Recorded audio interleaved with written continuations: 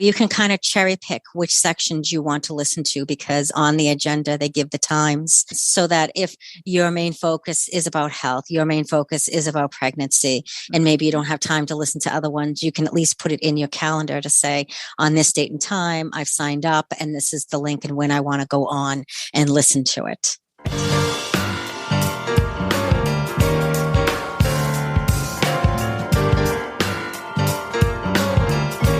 Why are conferences specifically for adults with congenital heart defects, or ACHD, important?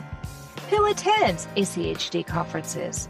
What can a person expect to learn at a virtual conference? Welcome to Heart to Heart with Anna. I am Anna Jaworski and the host of your program. Many of you know that my son Alexander was born with a single ventricle heart. He's 27 years old and doing great. It's because of Alexander that I am the host of your program. Today's show is Houston Methodist ACHD 2021 Virtual Conference, and our guest is Annie Ulchak. We'll start today's program by learning a bit about Annie in segment 1. In the second segment, we're going to talk about how she got involved with Houston Methodist Hospital and what role she is going to play in their virtual conference. And in the final segment, we will learn more about how we can attend a conference and who some of the guest speakers are.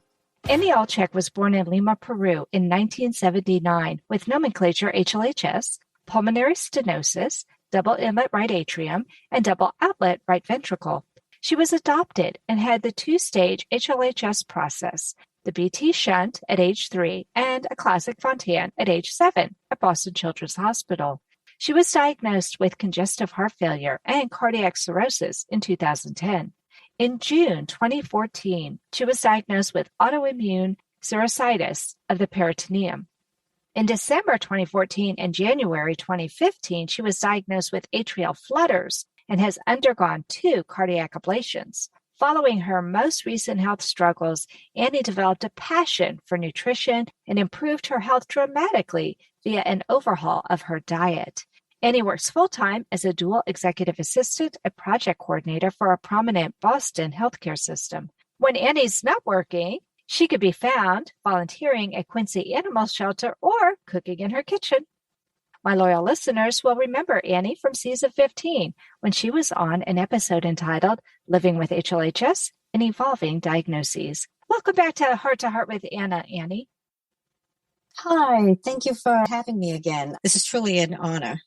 It's so much fun for me to talk to you, and I'm so excited that we're both involved with the ACHD conference. I can't wait for us to get to that. But first, perhaps not all of my listeners have heard the first show that you were on. I will put the link in the show notes, friends, and that's the description of the program. But could you just briefly summarize what your condition is and how you're doing now, Annie?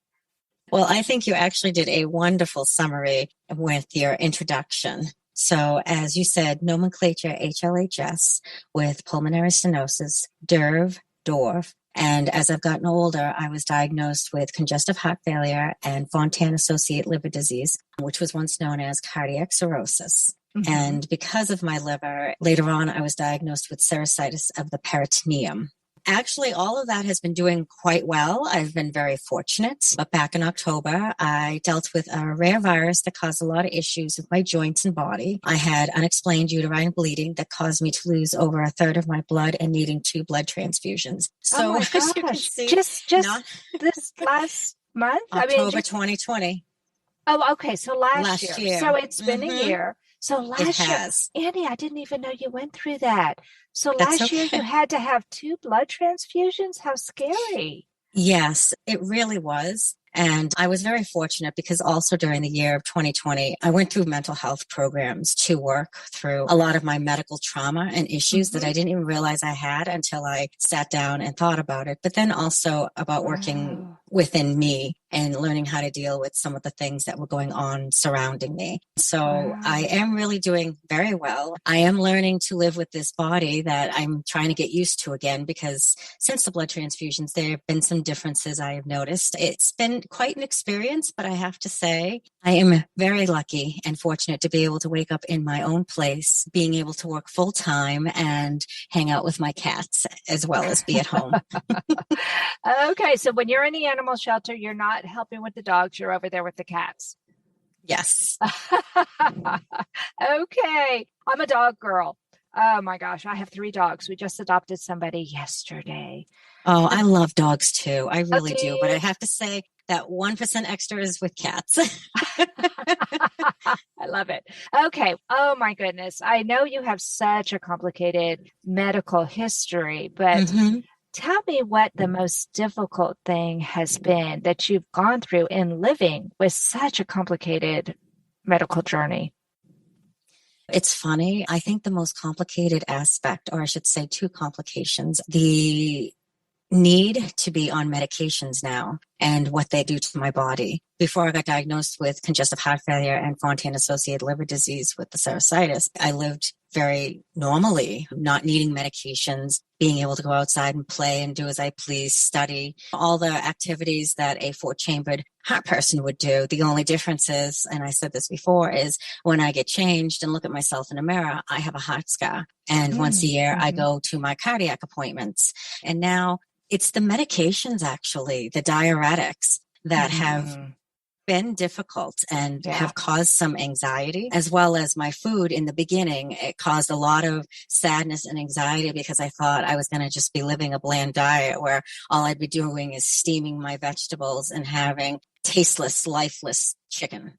Right, because you couldn't have salt and there were so many restrictions on you. Yes, and I couldn't have alcohol. I couldn't have a lot of things. And so as I've learned that that is not the case, I was introduced to a lot of herbs. I started doing a lot of research and basically experimenting in my kitchen. And as my GI doctor and I were working together, and that's the beauty of it, we worked together so well.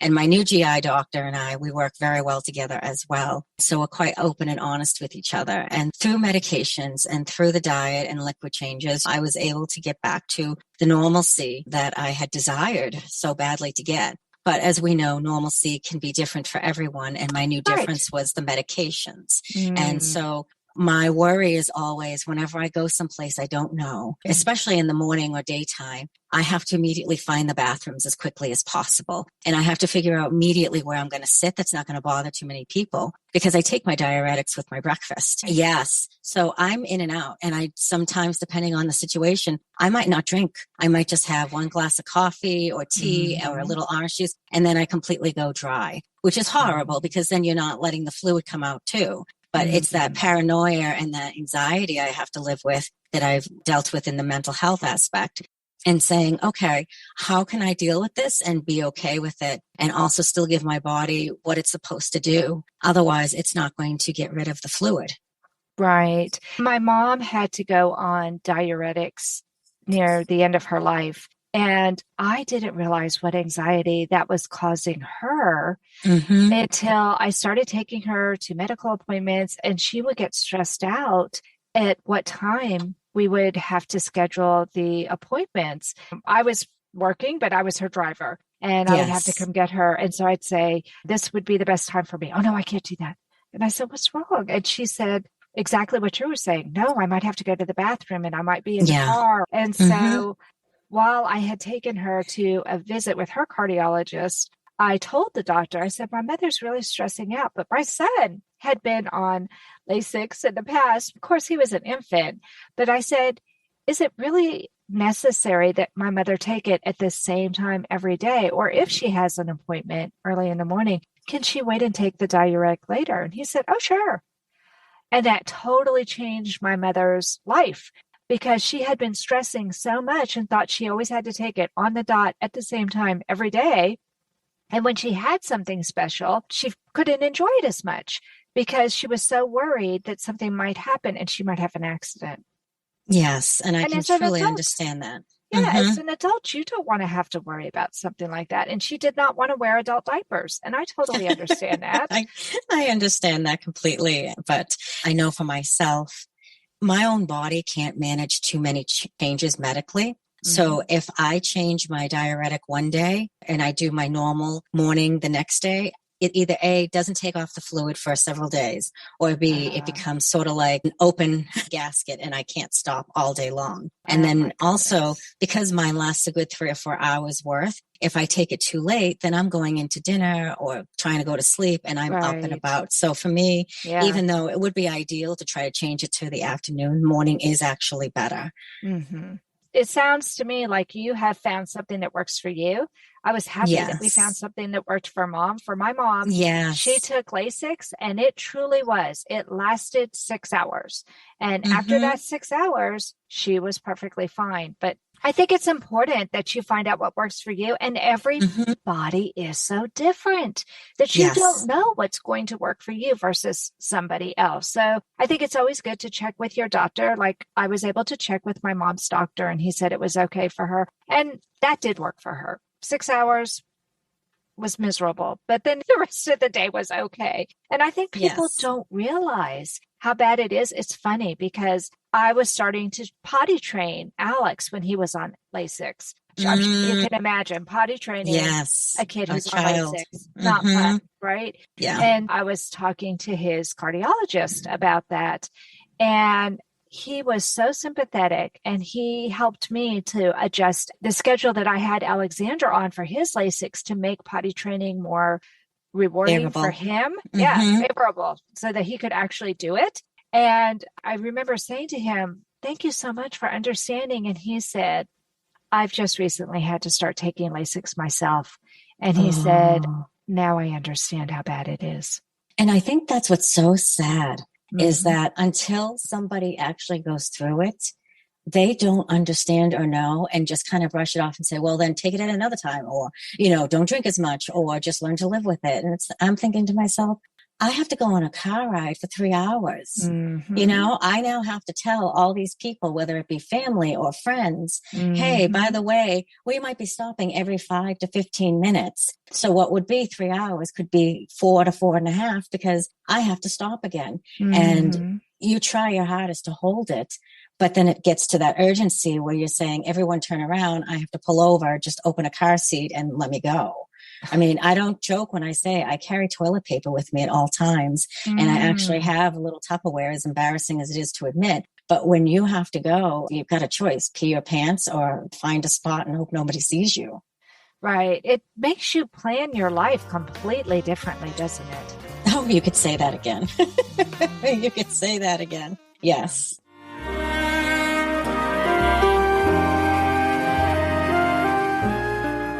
Tonight Forever by the Baby Blue Sound Collective. I think what I love so much about this CD is that some of the songs were inspired by the patients. Many listeners will understand many of the different songs and what they've been inspired by. Our new album will be available on iTunes, Amazon.com, Spotify. I love the fact that the proceeds from this CD are actually going to help those with congenital heart defects. Enjoy the music. Home Tonight Forever.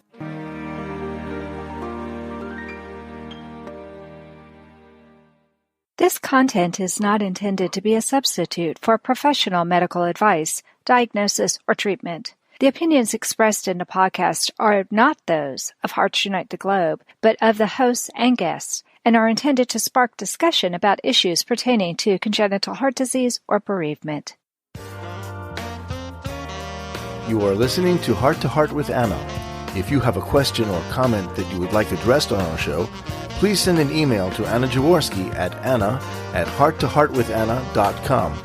That's anna@hearttoheartwithanna.com. Now, back to Heart with Anna.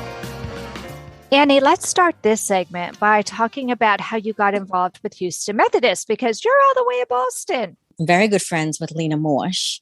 She and I are both admins on Zipper Sisters, and we obviously know each other's history, the good and the bad and the ugly. Houston Methodist was looking for someone, preferably a Fontan patient who has dealt with congestive heart failure and needing to change diets and liver issues. And immediately, because she was part of this, she thought, that's Annie. That is exactly what Annie has gone through. She asked me if I would be interested in this. And I said, definitely. Any chance that I get to talk about the liver and healthy eating and what it means to a congenital heart disease patient, is something I'm always very passionate about. It's great when someone can stick to a diet and be on that forever. But this is a lifestyle, and it's a lifestyle change, one that we have to endure and learn and say okay with, but also treat ourselves without feeling all that guilt, but know when that treat becomes too much. It's that happy balance. That is how I got involved. Thanks to Lena, they reached out to me. Dr. Huey Lin reached out to me through email saying how excited he was. And from there, they started the program and figuring out, okay, what are we going to talk about? We're going to be doing a video and different things. And I've always wanted to see Texas. And so now my dad and I are traveling to Texas. And then the other aspect of it was mental health. And Lena thought that pulling me in on that, considering what I've been going through recently, especially working on my own mental health, we would be good to be able to talk about the issues that continue for congenital heart patients and how we can let the medical community, the doctors, the nurses, the PAs, the mental health specialists, and parents and friends of those who don't have to deal with this day to day, how they can be more sympathetic, more involved, and et cetera. Yeah. The mental health aspect is something that has been ignored for far too long, Annie. I think the emphasis was, let's get these people to survive. It was like they had tunnel vision. That's all anybody could think about. That was the most important thing, to the exclusion of just about everything else, which was really hard for me when my baby had a stroke and came out with paralyzed vocal cords, and paralyzed diaphragm. And I'll be honest with you, a little bit in a panic because my baby who had gone in saying, Mama, bye-bye, Dada, came out saying nothing. Yeah. And the doctor turned to me and said, but he's alive. Yeah. And I think that's what's so difficult is, yes, we are alive, but what we had to go through to get here doesn't just affect us.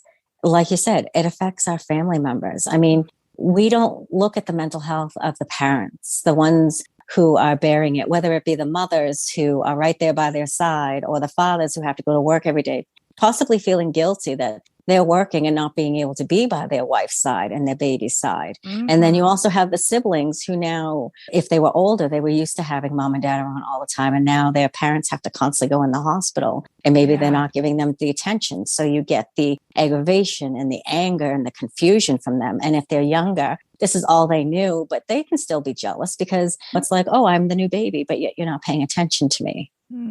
Yeah. Oh my gosh. You have totally nailed it. Exactly. You have such an astute observation, Annie, that I know you're going to be such an asset on that panel. I can't wait to hear it.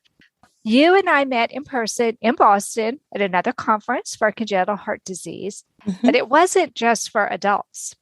So I'm wondering, why do you think it's important for us to have a conference specifically for adults with congenital heart disease? Because we're the pioneers, to put it nicely. Absolutely. We're the people who they operated on not knowing outcomes and statistics and how long we would live. No one still knows how long someone's going to live. Someone with my exact diagnosis might make it to 80 and I could be gone tomorrow. There's no rhyme or reason. But having at least the knowledge and understanding that we adults are starting to go through some pretty horrific things. We're going to need more surgeries. I've been very fortunate. I'm knocking on some wood here in Boston, but I have not needed any further heart surgeries. But I know a lot of my friends who have needed Fontan revisions or valve replacements and mechanical things now in their systems. So by dealing with the adult body and not a child's body anymore, they're dealing with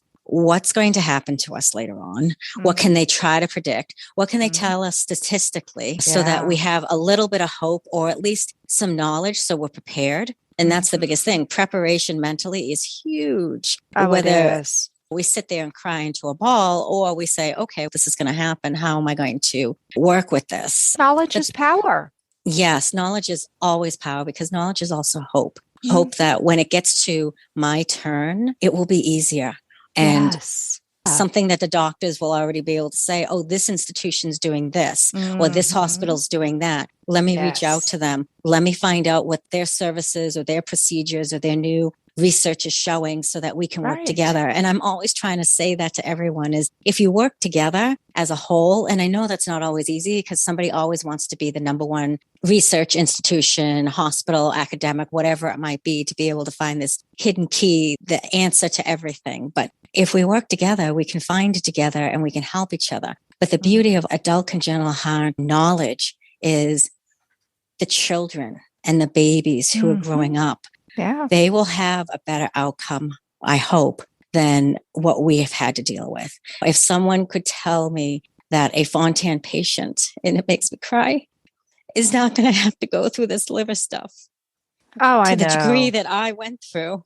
Yes. That right there alone makes me happy. Like, do all the testing, do all the medication, figuring it out so that when that next person comes through, they're not having to deal with the blow as hard as we did, as traumatic as we have. And they'll have their own trauma, but at least it won't be something that they just don't know. Well, so I think it still will be something they don't know. It will always be something they don't know. Exactly. Mm-hmm. But at least they'll have the knowledge that has been gained through you pioneers. And I'm so thankful that there are people like Lena Morsch and Joe Valente and Annie Ulchak and so many other amazing adults that I know who are willing to step up and share their experience, because my kid is 27 and he's made it so much longer than was ever anticipated. Yeah. And it's because of people like you and the amazing doctors and nurses and pharmacists, and I could go on and on and on. There are so many people who have been supportive of him, people that I don't even know. And I really do appreciate it. And I do think you're right. Having that adult conference with the focus being only on the adults has so much potential to help even the children, but it has so much potential to help so many of the adults, especially adults who maybe have fallen out of care and are just now getting back into care and are a little bit behind on the times and don't know what to expect. So have you ever attended a virtual conference before? Yes, actually, I attended my first one yesterday. Oh, really? I did. Okay.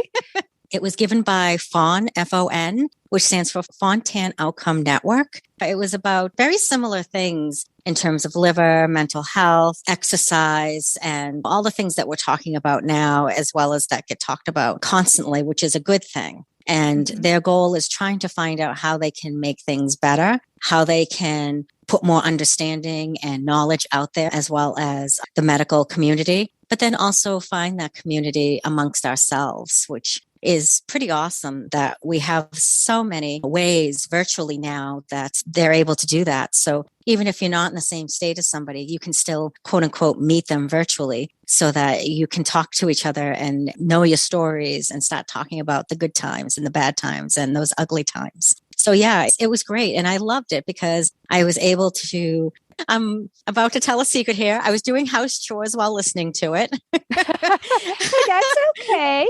That's one good thing. You can vacuum or dust or do dishes and still listen. I was cleaning my entire bathroom and kitchen from top to bottom. And it was wonderful because I was able to be in my relaxing clothes, doing something else, but also paying attention. And when something really struck me, I would stop and listen and watch it to make sure I got the right information. The also amazing part of having something virtual is where it's all recorded. If someone wasn't able to make it on that day, or maybe someone didn't know about it, by having that link, you can send it out to numerous amounts of people and get the information out there to those who have missed the original date and time. Anna Jaworski has written several books to empower the congenital heart defect, or CHD, community. These books can be found at Amazon.com or at her website, www.babyheartspress.com. Her bestseller is The Heart of a Mother, an anthology of stories written by women for women in the CHD community. Anna's other books, My Brother Needs an Operation, The Heart of a Father, and Hypoplastic Left Heart Syndrome, a handbook for parents, will help you understand that you are not alone. Visit babyheartspress.com to find out more.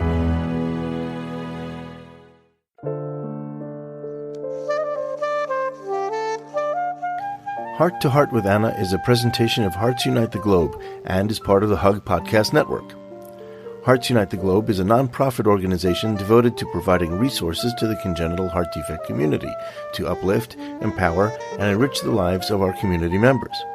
If you would like access to free resources pertaining to the CHD community, please visit our website at www.congenitalheartdefects.com for information about CHD, the hospitals that treat children with CHD, summer camps for CHD survivors, and much, much more.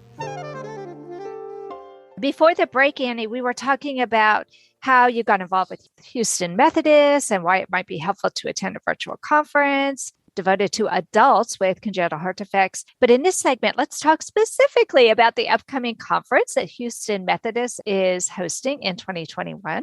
So you already told us you're going to be talking about mental health. You're going to be talking about nutrition. Do you know some of the other topics that will be discussed? Actually, I do.